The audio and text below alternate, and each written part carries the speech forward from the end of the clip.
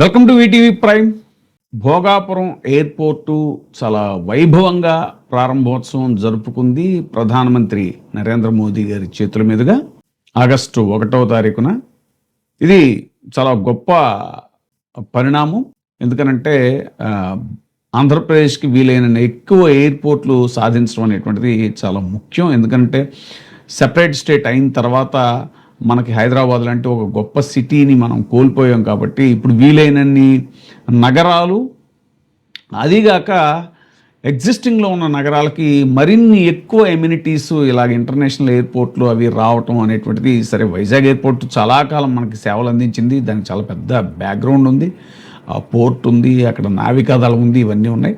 సరే, Bhogapuram airport opening అయింది. ఆ ఓపెనింగ్లో ప్రారంభోత్సవ సమయంలో మన ముఖ్యంగా ముఖ్యమంత్రి చంద్రబాబు నాయుడు గారు, అలాగే డిప్యూటీ సీఎం పవన్ కళ్యాణ్ గారు, మంత్రి నారా లోకేష్ గారు, వీళ్ళ ముగ్గురు కూడా ఏ స్థాయిలో నరేంద్ర మోదీ గారిని పొగిడారు అని అంటే అది అసలు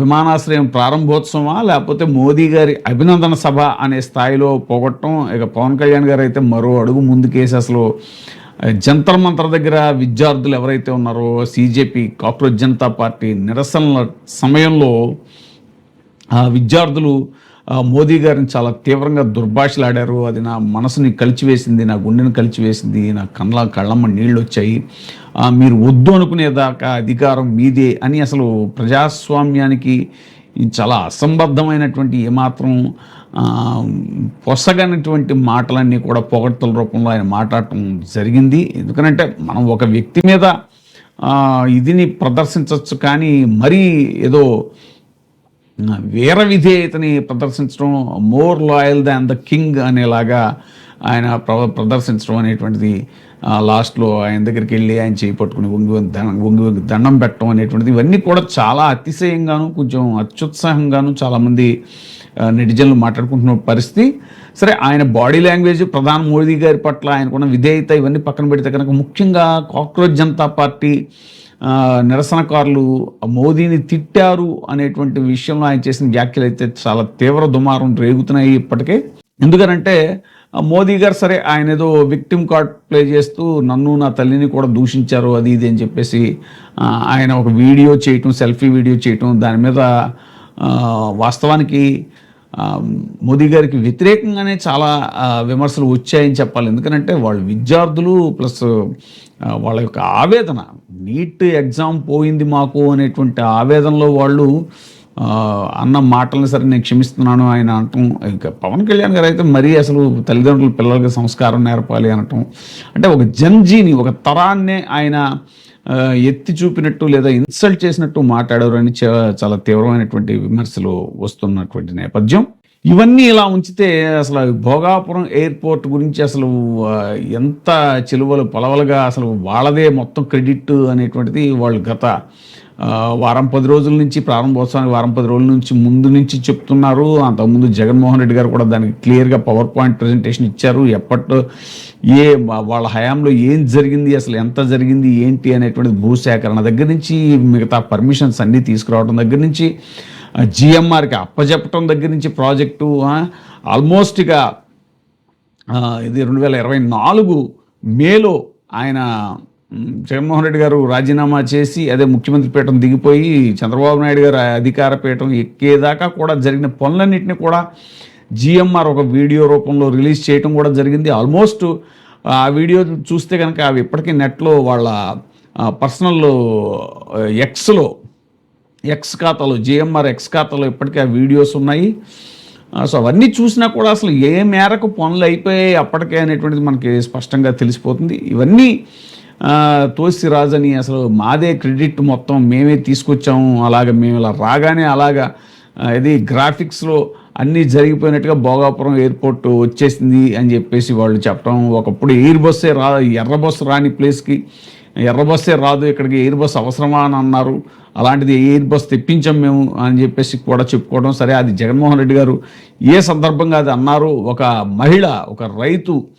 మహిళా రైతు ఆవేదనతో అప్పుడు 16,000 ఎకరాలు కావాలి అని చెప్పేసి చంద్రబాబు నాయుడు గారు చెప్తే 16,000 ఎకరాలు ఎందుకండి మాకు, ఎందుకు మేము ఆ భూములు ఎందుకు ఇవ్వాలి, మేము ఇక్కడ ఎర్ర బస్సు కూడా రాదు మాకు, ఎయిర్ బస్సు ఎందుకండి, మా భూములు ఎందుకోసం ఇవ్వాలి అని చెప్పేసి ఆ మహిళా రైతు ఆవేదన వ్యక్తం చేస్తే జగన్మోహన్ రెడ్డి గారు వాళ్ళందరికీ నచ్చజెప్పి దాన్ని 2,500 చిల్లర ఎకరాలకి కుదించి 2,700 ఎకరాలు ఎంతో వాళ్ళందరికీ కూడా చాలా రీజనబుల్ పరిహారం అవన్నీ కూడా ఇప్పించి వాళ్ళకి పునరావాసాలు అవి కల్పించి మొత్తం ఇవి మెయిన్ అండి. ఇప్పుడు పోలవరం విషయంలో కూడా చాలామంది తెలియని విషయం అదే.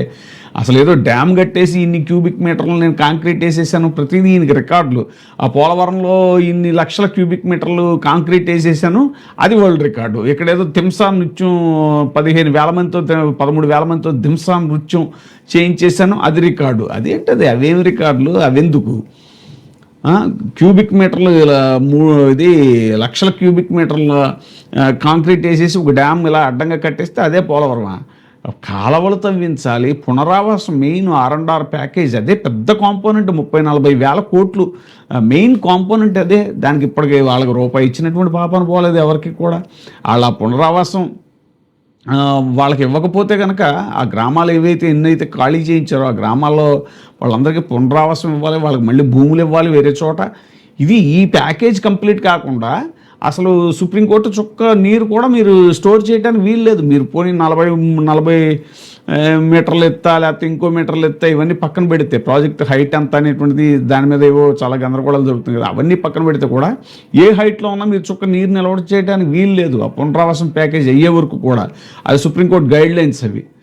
ఈలోపు ఏం చేయాలంటే మీరు ఈ వరద వచ్చినప్పుడు ఆ నీరు ఈ పట్టిసీమ మోటార్లతో ఎత్తిపోసుకునే కార్యక్రమం ఉంది కదా, వాటికి కూడా రాజశేఖర రెడ్డి గారు తవ్వించిన కాలువలే దిక్కయ్యి. ఫస్ట్ ఆయన అసలు పర్మిషన్లు అన్నీ పక్కన పెట్టిన ముందు కాలువలు తవ్వండి అని చెప్పేసి అప్పుడు ఆయన చొరవ తీసుకుని పోలవరం కుడి కాలువ ఎడవ కాలువ అవి తవ్వించబట్టే కదా ఈ రోజున మీరు ఎత్తిపోస్తున్నటువంటి ఆ మోటార్లతో ఎత్తిపోస్తున్న నీరు కృష్ణ దాకా వెళ్తుంది. సో ఇవన్నీ రియాలిటీస్ ఎవ్వరు వాళ్ళు కానీ వాళ్ళ మీడియా కానీ చెప్పే ప్రయత్నం చేయదు. ఇప్పుడు భోగాపురం విషయంలో కూడా అంతే.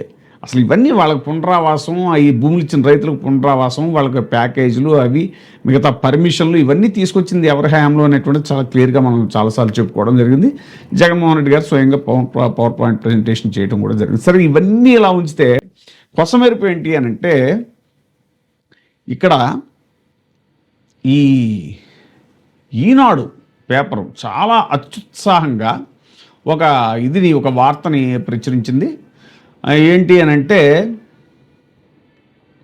సరే అసలు జగన్మోహన్ రెడ్డికి భోగాపురం ఎయిర్పోర్ట్ స్పెల్లింగే తెలీదు, చంద్రబాబు నాయుడు గారేమో అసలు ఆయనే తాపీ మేస్త్రుల దగ్గర ఉండి అన్నీ కట్టించేశాడు, పవన్ కళ్యాణ్ గారు ఆయనకి హెల్ప్ చేశాడు, నారా లోకేష్ గారు ఎట్టకలు అందించాడు అనేలాగా వాళ్ళు జాకిలు పెట్టి లేపారు. అవన్నీ అలా ఉంచితే ఈనాడు ఈ పేపర్లో, ఇది ఆదివారం ఈనాడు ఈ పేపర్లో పేజ్ నెంబర్ 11లో ఒక కథనం, ఒక వార్త చాలా ఇంట్రెస్టింగ్గా మీకు కనిపిస్తుంది.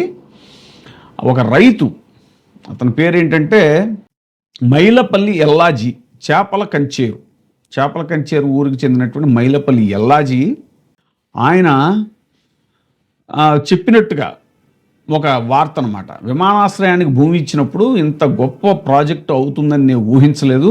నేను 1.20 ఎకరాలు ఇచ్చాను. నేడు ప్రారంభోత్సవం చూసి, ఇది బాగా గుర్తుపెట్టుకోవాలి మీరు, నేడు ప్రారంభోత్సవం చూసి ఆనందంలో తేలిపోయాం అని చెప్పేసి, ఇది మా కుటుంబం ఇచ్చిన భూమిలోనే కట్టారు అని చెప్పుకునే అవకాశం రావడం చాలా గర్వంగా ఉంది అని చెప్పేసి ఆయన చెప్పడం. మైలపల్లి ఎల్లాజీ, చేపల కంచేరు, ఈ పేరు గుర్తుపెట్టుకోండి మీరు. వయసు ఫోటో కూడా వేశారు, ఒక 45-50 మధ్యలో, కొంచెం అటు ఇటుగా ఉంటాయి అతనికి.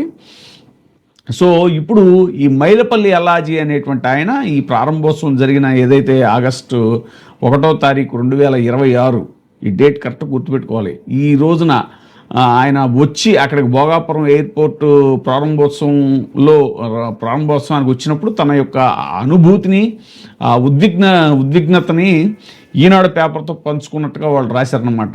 మా పొలాల్లో విమానం దిగుతుంది అని చెప్పేసి వాళ్ళు చెప్పుకోవడం చాలా హ్యాపీగా ఫీల్ అవుతున్నట్టు. ఇంకో ఆయన నీలాపు, అప్పలసూరి, దెబ్బలపాలెం వాళ్ళు కూడా మాట్లాడారు అని.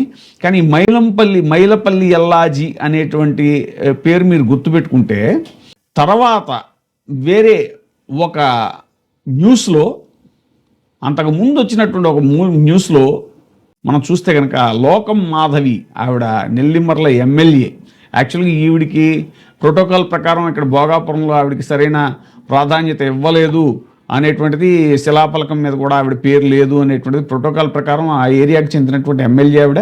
సో ఆవిడకి ఇంపార్టెన్స్ ఇవ్వలేదు అనేటువంటిది కూడా ఒక చర్చ జరుగుతుంది. ఈవిడ జనసేన పార్టీ తరఫున పోటీ చేసి గెలిచారు. నేను ఎమ్మెల్యే అయిన 100 రోజుల్లోనే 100 ఐటీ కంపెనీలు తీసుకొస్తానంటూ చెప్పడం ఆవిడ అవన్నీ తెలుసు కదా మనకి. సో ఇవన్నీ చూస్తే సోషల్ మీడియాలో వచ్చినటువంటి ఒక న్యూస్, ఒక వార్త ఏంటి అంటే, నెల్లిమర్ల ఈవిడ నెల్లిమర్ల ఎమ్మెల్యే లోకం మాధవి గారు జూలై 19, 2023, ఇది డేట్ గుర్తుపెట్టుకోండి, జూలై 19, 2023 ఆవిడ భోగాపురం మండలం చేపలకంచేరు గ్రామం మాజీ సర్పంచ్ మైలపల్లి ఎల్లాజీ గారి పెద్ద కర్మ సందర్భంగా వెళ్ళి నివాళులు అర్పించారు. ఎవరైనా చేపలకంచేరు గ్రామం మాజీ సర్పంచ్ మైలపల్లి ఎల్లాజీ గారి పెద్ద కర్మ సందర్భంగా లోకం మాధవి గారు వెళ్ళి నివాళులు అర్పించారు అనేటువంటి ఇదిని మ్యాటర్ని, వార్తని ఫోటోతో సహా ఆవిడ అక్కడికి వెళ్ళి ఆ ఫోటో మైలపల్లి ఎల్లాజీ ఎవరైతే ఉన్నారో ఆయన ఫోటోకి నివాళులు అర్పించినటువంటి ఇది కూడా సోషల్ మీడియాలో ఉంది. అంటే ఈ మైలపల్లి ఎల్లాజీ గారు చనిపోయినప్పుడు జూలై 19, 2023 అంటే ఆవిడ ఆ రోజు వెళ్ళారు. పెద్దకర్మ అంటే దానికి 1 వీక్ 10 డేస్ ముందు, పెద్దకర్మ అంటే 12వ రోజు ఎప్పుడు చేస్తారు కదా, అంటే అప్పుడు, అంటే అప్రాక్సిమేట్లీ జూలై 10వ తారీఖు ఆ టైంలో చనిపోయి ఉంటాడు ఆయన. జూలై 8 ఆ టైంలో, జూలై 7 అనుకోండి పోనీ, ఆ టైంలో 2023లో. మరి ఇప్పుడు ఆయన స్వర్గస్థులు. ఆయన 2023 జూలైలో చనిపోయినటువంటి మైలపల్లి ఎల్లాజీ ఇప్పుడు ఆగస్టు 1, 2026 అక్కడికి భోగాపురం ఎయిర్పోర్ట్ ప్రారంభోత్సవానికి వచ్చి ఆయన తన యొక్క భావోద్వేగాన్ని అలాగే ఆనందోత్సాహాల్ని ఈనాడు పేపర్తో పంచుకున్నారట. ఈ భూములు ఇవ్వటానికి నేను ఎంతో, ఆ భూములు ఇచ్చినప్పుడు నేను అసలు ఎంత పెద్ద ప్రాజెక్టు వస్తుందని ఊహించలేదు. ఇప్పుడు నేను చాలా ఆనందంతో తబ్బిబ్బోతున్నాను అని చెప్పేసి మైలపల్లి ఎల్లాజీ చేపలకంచేరు ఊరికి చెందినటువంటి వ్యక్తి చెప్పాడు. అంటే ఆయన చనిపోయిన వ్యక్తి ఎలా వచ్చి మరి ఈనాడుతోటి ఆయన భావోద్వేగాన్ని పంచుకున్నాడు అనేటువంటిది ఇప్పుడు జరుగుతున్నటువంటి చర్చ. ఏదేమైనా సరే, ఇంత అడ్డగోలుగా లేదు అనంటే, ఇంత అబద్ధపు వార్తలు రాయడానికి వీళ్ళకి ఎలా వస్తుంది, వీళ్ళకి చెప్పడానికి నోరు ఎలా వస్తుంది, లేదా రాయడానికి మనసు ఎలా వస్తుంది అనేటువంటిది ఇప్పుడు జరుగుతున్నటువంటి చర్చ. ఎవరైనా సరే ఇంట్రెస్ట్ ఉన్నవాళ్ళు ఎప్పటికైనా సరే పార్టీలతో నిమిత్తం లేదు, పార్టీలకు అతీతంగా అసలు ఏం జరిగింది అనేటువంటిది ఒక చర్చ జరగాలి. ఎందుకు అనంటే ప్రతీది క్రెడిట్ చోరీ అనేటువంటిది అది ఎవరు చేసినా తప్పే. ఇక్కడ మనం వైసీపీని సమర్థించడం ఇంకోటి కాదు. ఫ్యాక్ట్ ఫైండింగ్ అనేటువంటిది ఇప్పుడు చాలా కొరవడుతోంది. ముఖ్యంగా ఒక వర్గంలో చాలా కొరవడుతోంది. అఫ్కోర్స్ జంజీ, ఇప్పుడు సోషల్ మీడియాను ఫాలో అయ్యే జంజీ ఎవరైతే ఉన్నారో వాళ్ళు ఫ్యాక్ట్ ఫైండింగ్లోను ఫ్యాక్ట్ చెకింగ్లోను చాలా ఫాస్ట్గా ఉన్నారు. కాబట్టి కాక్రోచ్ జనతా పార్టీ లాంటి ఒక యువ ఉద్యమం ఉవ్వెత్తున ఎగసిపడింది. దాని రిజల్ట్ కూడా మనం చూసాం. సో ఫ్యాక్ట్ ఫైండింగ్ అనేటువంటి చాలా important. Thank you very much. ఇప్పుడే సబ్స్క్రైబ్ చేయండి, లైక్ చేయండి, షేర్ చేయండి. వే టీవీ ప్రైమ్, నీ ఉత్తమాభిరుచుల సమ్మేళనం.